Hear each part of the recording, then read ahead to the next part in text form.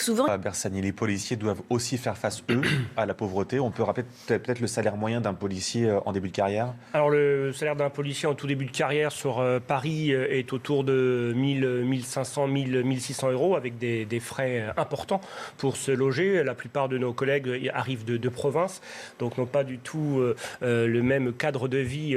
Ils quittent un cadre de vie bien différent de celui qu'ils trouvent à Paris. Mais surtout, nos collègues, surtout alors, sur les grandes métropoles, sont au contact permanent de la pauvreté, puisque non seulement sur la voie publique, ils ont contact avec les sans domicile fixe. Dans les appartements, ils vont faire des interventions et des fois découvrent des vrais, véritables, en effet, des personnes recluses. Et puis, on pourrait dire peut-être que la Covid n'a fait que révéler, parce que le phénomène de pauvreté était déjà sous-jacent et peut-être moins visible. Donc, c'était la partie un peu immergée de l'iceberg. Et là, l'iceberg remonte de plus en plus. Mais pour l'instant, les Français sont quand même très respectueux de la loi, puisqu'on on ne voit pas une montée en puissance des délits liés à l'état de nécessité, à des gens qui se rueraient voler dans les magasins, par exemple. Donc il y a encore une conscience et un respect de la légalité et de la loi chez les plus pauvres d'entre nous. Jean-Paul Ayrault. Ressortissant soudanais, arrivé sur notre territoire en 2015. L'OFPRA avait alors refusé sa demande d'asile.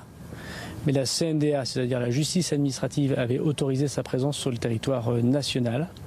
Puis effectivement, manifestement, a connu des démêlés avec la justice, puisqu'il a été condamné suite à, je crois, une rixe à arme blanche. Il a effectué sa peine de prison. C'est parce qu'il devait quitter le territoire national, parce que l'OFPRA devait lui dire qu'il revenait sur la décision de rester sur le territoire national. Sans doute qu'il est venu ici, mais je crois que la procureure de la République aura l'occasion de détailler les motivations s'il y en a. Ouais, effectivement, conférence de presse à suivre ce matin à 11h de la procureure de la République. On l'a vu, François Bersani, c'est très vite parti sur le terrain politique. C'est le vrai fond du problème, le terrain politique. En matière comme ça de flux migratoires, de droit d'asile, oui, on est très vite dans le terrain politique. En matière de droit au séjour, qu'est-ce que l'on fait en matière de reconduite ou en matière justement, c'est un vieux projet déjà sous Gérard Collomb, de statuer sur l'asile. Quand les gens sont déboutés, qu'est-ce qu'on en fait? Est-ce qu'on les laisse sur le territoire? Et puis aussi la multiplicité des appels possibles en matière de justice administrative, comme le dit le ministre, qui en fait paralyse toutes les volontés parfois politiques de clarifier la situation et de faire en sorte que les gens qui n'ont plus le droit d'être sur le territoire n'y soient plus.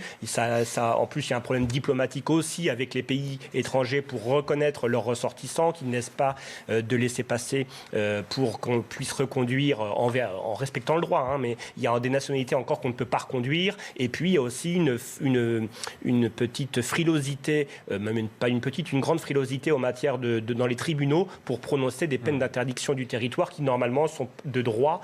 Et après, il faut les faire exécuter. C'est un vrai serpent de mer. On l'a vu très bien hier avec l'opposition qui attaque clairement Gérald Darmanin et qui dit cet homme-là n'avait rien à faire sur le territoire français. Quand est-ce que vous allez enfin passer à l'action?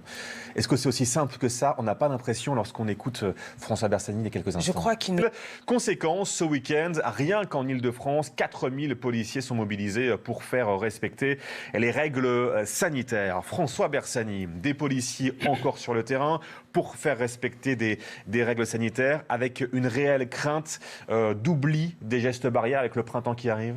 Oui, alors après le printemps qui arrive et le réchauffement, ça peut être aussi peut-être un bon signal d'un côté, puisque les gens s'enfermeront moins chez eux et il y aura peut-être une transmission un peu moindre si on commence à revivre en extérieur. Donc d'un autre côté, il faut mesurer le bénéfice-risque du réchauffement. Les policiers seront au rendez-vous, comme on leur demande d'être au rendez-vous depuis des mois et des années sur toutes les grandes crises, y compris la crise sanitaire. Mais les policiers sont aussi fortement impactés par ce Covid.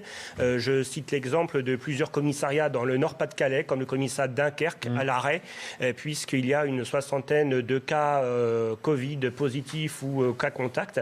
Et donc, même nos structures maintenant policières, avec le variant britannique, là on parle plutôt des départements donc, du Nord, de la région des Hauts-de-France, commencent à être paralysées dans leur activité par ce Covid. Donc on est aussi touché, d'ailleurs, comme tout le monde, on n'est pas dans une bulle. Et donc, ça va commencer à être compliqué sur les régions un peu comme ça, limitrophes des différents variants. Notre matinale ce matin, notre reportage CNews à Marseille. Souvenez-vous, en 2018, le gouvernement a lancé le dispositif de quartier de reconquête républicaine. Objectif, lutter contre les trafics dans des zones dites sensibles. 15 à 30 policiers ou gendarmes supplémentaires devaient renforcer chaque quartier ciblé.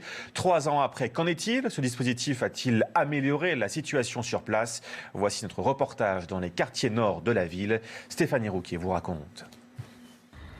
Au petit matin, les barrages installés par les dealers pour contrôler les entrées ne sont pas encore actifs. C'est dans cette cité marseillaise de la Bricarde que mercredi dernier, un homme a été tué d'une balle dans la tête.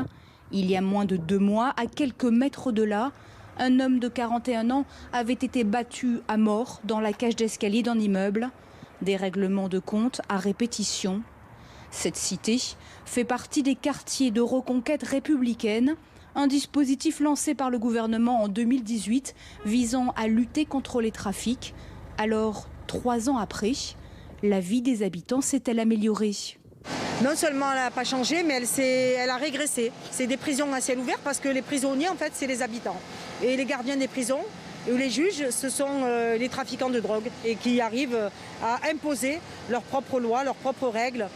Avec ce dispositif, 80 policiers sont venus renforcer les commissariats marseillais.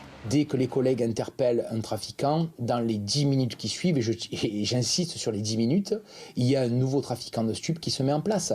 Donc, malgré le travail exceptionnel des collègues et malgré les risques qu'ils prennent tous les jours dans ces cités très difficiles, il faut le reconnaître, on peut considérer que c'est un échec et la situation n'a absolument pas évolué, en tout cas dans ces quartiers.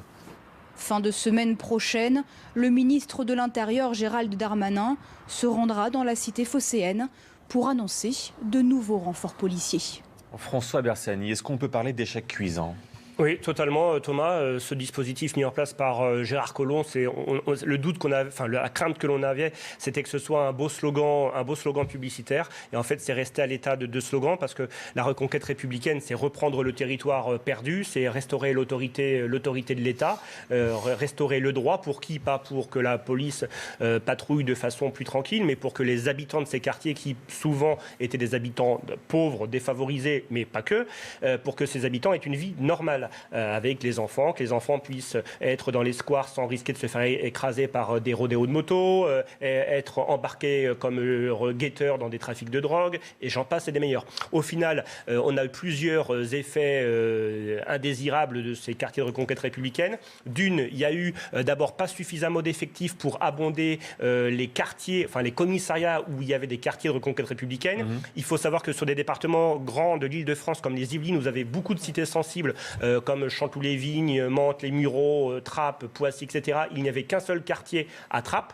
Résultat, quand on a balancé des effectifs pas suffisamment nombreux sur un quartier, on a asséché les effectifs qui devaient arriver sur les autres pour les transférer, puisque ce n'est que du jeu de bonneteau au niveau effectif. Donc du coup, on a dégradé la situation dans d'autres cités sensibles en ne mettant plus de policiers. Et puis, la reconquête républicaine, elle ne s'est pas jumelée avec la réponse pénale. D'une, nos policiers ne sont pas suffisamment nombreux pour occuper les rues et les quartiers où le trafic de drogue a lieu. Et en plus, nous n'avons pas de réponse pénale. On a beaucoup parlé la semaine dernière d'une attaque au cocktail Molotov sur nos collègues de la compagnie d'intervention des Yvelines à Poissy, avec un auteur interpellé de 16 ans qui avait jeté les cocktails Molotov au passage du fourgon. Eh bien, il y a 2 jours, le mineur a été présenté à un juge de la liberté de la détention qui n'a pas souhaité l'incarcérer. Il a été remis en liberté donc à ses parents dans le même quartier. Et aujourd'hui, le signal qui est donné pour nos collègues et pour le droit et la justice en général, c'est qu'aujourd'hui, on peut attaquer des policiers au cocktail Molotov. On revient dans son quartier après les 48 heures de garde à vue, puisque les magistrats décident que le mineur est toujours protégé parce qu'il a 16 ans, alors qu'il y a des centres pénitentiaires pour mineurs, alors qu'il y a des centres éducatifs fermés ou renforcés. Donc la reconquête républicaine, c'est aussi une reconquête par la justice, mais on est toujours sur le même problème de la réponse pénale. Ce que certains politiques dénoncent aujourd'hui, c'est le résultat de leur politique depuis 30 ou 40 ans, soyons clairs aussi.